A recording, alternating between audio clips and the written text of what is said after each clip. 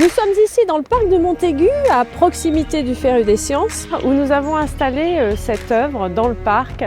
Et auparavant, cette œuvre était installée depuis 1988 à Pompée, le long de la Moselle.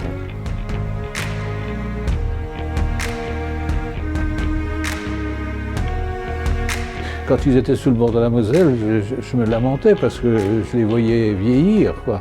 Après, j'essayais de me persuader que c'était bien. Au soleil, ça faisait rouge, comme ça, ils étaient beaux. Alors ça a été une opération assez complexe. C'est une œuvre qui est faite de 12 lingots d'acier.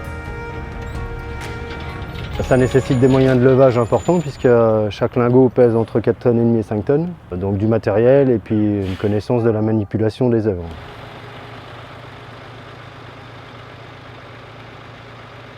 Il y a toujours du stress parce qu'on manipule quand même des œuvres qu'il faut relever.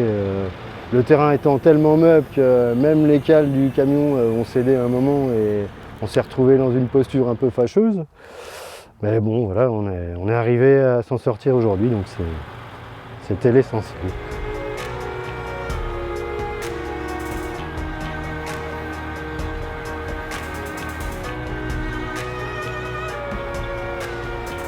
Oui, il est bien. Et bien évidemment, ça a demandé un travail préparatoire, puisque nous sommes dans un site classé. Concernant l'implantation précise des lingots, j'ai choisi ce lieu. Donc c'était un espace ouvert, une clairière, avec un arbre au centre, donc c'est un chêne. Et l'idée, c'était de faire dialoguer cet arbre avec l'œuvre de l'artiste, par un jeu d'une spirale qui vient s'enrouler autour de l'arbre. Cette forme de spirale, c'était l'idée aussi d'amener un peu de douceur en contradiction un peu avec la puissance brute du métal.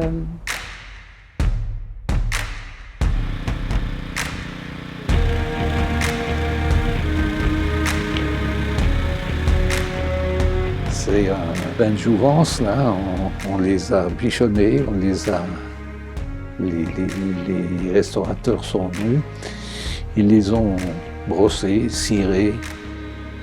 Tout d'abord, on fait un brossage mécanique pour les oxydes. Ensuite, on va appliquer donc, un inhibiteur de corrosion. On va le laisser réagir, donc il y a une certaine durée d'attente. Et ensuite, on va à nouveau brosser pour avoir une surface uniforme. Et après, ils les ont cirés. Et après la cire, ils ont donné un coup de chalumeau dessus, comme ça. On applique une cire microcristalline qui a l'avantage d'être très élastique. Donc de pouvoir en fait subir les coups de chaud et les coups de froid. Vous savez que sur une sculpture comme ça, on peut avoir près du centimètre de variation de taille. Après, on revient derrière et on lustre la cire. On s'efforce en fait de ne rien transformer et de viser la durée. De ne rien transformer là vis-à-vis de l'artiste. Vous avez vu qu'on a eu des échanges avec lui, on l'écoute, c'est lui qui a la priorité surtout. Et c'est son œuvre et on doit respecter ce qu'il souhaite. Là, il avait l'air d'être assez content de ce qu'on lui proposait. Alors maintenant, qu'ils sont beaux, qu'ils sont... eh ben, nouvelle vie les attend. Ce sont des lingots que l'artiste a gravés dans l'usine même de Pompée. En 1986, il a passé 6 mois extraordinaires dans l'atelier de traitement thermique des lingots d'acier dans la Société Nouvelle des Aciéries de Pompée. Et il a travaillé avec les outils même des sidérurgistes pour graver les lingots. Ce qui m'a impressionné, c'est le chalumeau, quoi. Le travail du chalumeau qui ouvrait la voie du flot qui coulait par terre. Et ça, c'était très impressionnant. C'était physique, bien sûr, mais c'était bien plus que ça.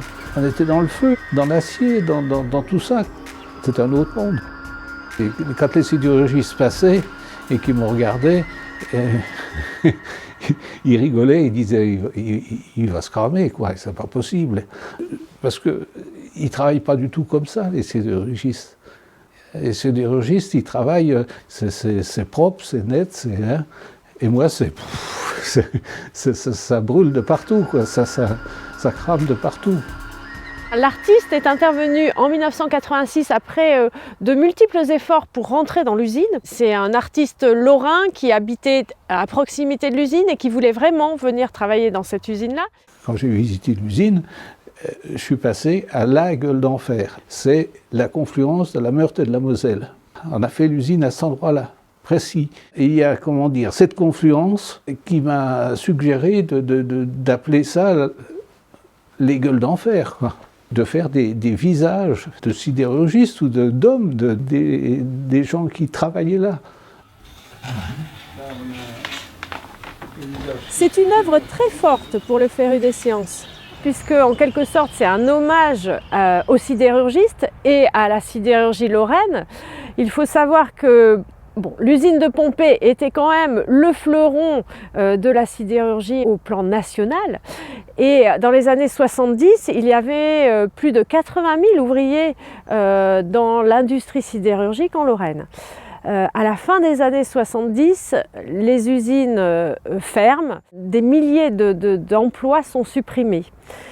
L'usine de Pompée résiste dans cette fin des années 70 et au début des années 80, mais finalement, l'usine ferme en 1986.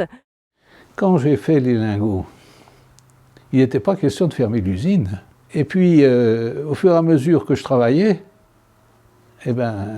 l'usine, elle fermait et on menaçait de souder les portes du hangar où j'étais.